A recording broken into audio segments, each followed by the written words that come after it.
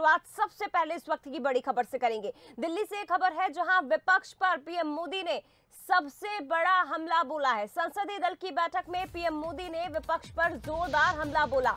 आपको बता दें कि इंडिया, जो कि विपक्षी दलों ने नाम रखा है, उस पर प्रधानमंत्री नरेंद्र मोदी ने हमला बोलते हुए कहा कि इंडिया ईस्ट इंडिया कंपनी जैसा है। इसके साथ ही उन्होंने इसकी तुलना इंडियन मुजाहिदीन से भी की। इंडियन मुजाहिदीन के नाम में भी इंडिया है। ऐसा दिशाहीन विपक्ष कभी नहीं देखा। विपक्ष के पास कोई विजन नहीं है। इंडिया का नाम लगा लेने से कुछ नहीं होता। विपक्ष बिखरा हुआ है, हताश है।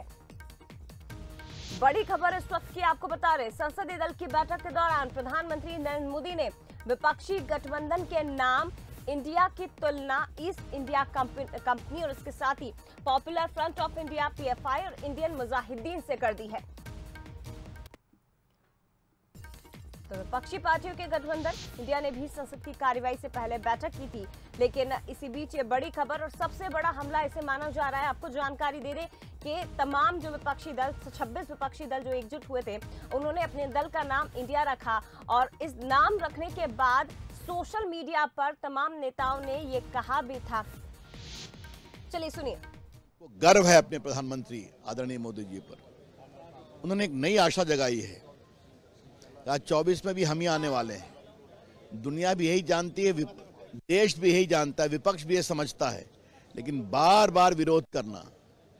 वो मान चुके हैं कि उन्हें सत्ता में नहीं आना। और उन्होंने एक बहुत बड़ी टिप्पणी की कि इंडियन नेशनल कांग्रेस एक अंग्रेज ने बनाया था, ईस्ट इंडिया कंपनी भी अंग्रेजों ने बनाया था। आजकल लोग इंडियन मुजाहिदीन भी नाम रखते हैं, इंडियन पीपुल्स फ्रंट भी नाम रखते हैं, तो चेहरे पे चेहरे लिखाते हैं, सच्चाई कुछ और है। उन्होंने हम लोग को कहा कि हम सभी जागृत हों, सुबह की भोर की तरह। देश हमारी पुनः अपेक्षा कर रहा है और निश्चित हम जीतेंगे। और आज मैं कह देता हूं, 24 का रिजल्ट आएगा ना, तो जो संख्या है ना हारे हुए, थके हुए, निराश विपक्ष की, इनकी संख्या और कम हो जाएगी। ये नाम रख लेने से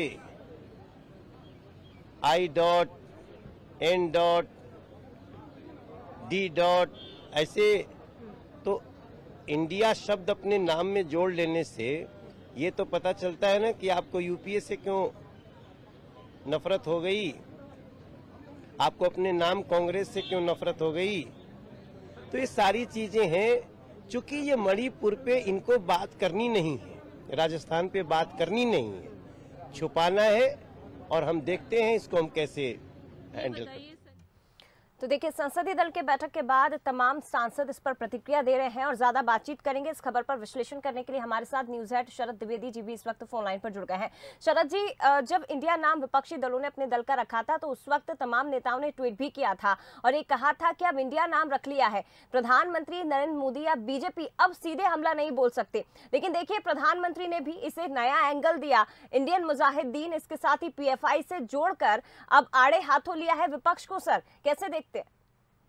देखिए, बड़ा हमला है विपक्ष पर। और ये जो नामकरण के बाद कुछ दिन तक इंडिया नाम को लेकर जो बीजेपी ने एक रणनीति अपनी तैयार की, वो रणनीति यही थी कि सोचा ये जा रहा था कि आखिर इसको लेकर विपक्ष पर हमला बोला जाए तो किस तरीके से और किस शैली में हमला बोला जाए, क्योंकि नाम बड़ी चतुराई से रखा गया इंडिया।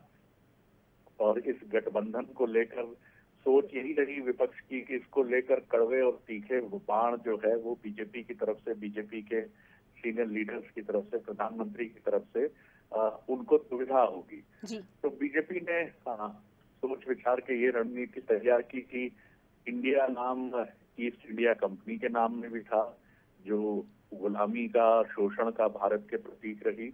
और इंडियन मुजाहिदीन एक एक्सट्रीमिस्ट संगठन है, आतंकी संगठन है, और इस संगठन ने भी अपने नाम के आगे इंडियन शब्द लगा रखा है। तो बीजेपी का मैसेज साफ है कि इंडिया नाम रखने से आपका उद्देश्य पवित्र नहीं है, ऐसा बीजेपी कह रही है।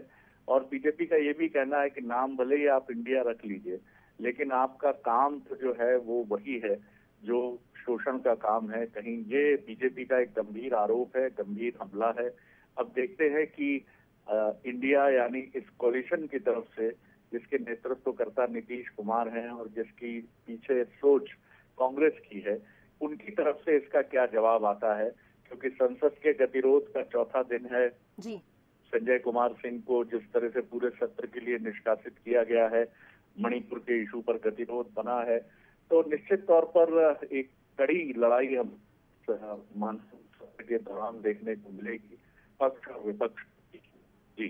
जी शुक्रिया आपका सर बातचीत के लिए। तो देखिए, हालांकि संसद की अगर बात हो रही है तो चौथा दिन लोकसभा की कार्यवाही शुरू होते ही 2 बजे तक के लिए स्थगित कर दी गई है।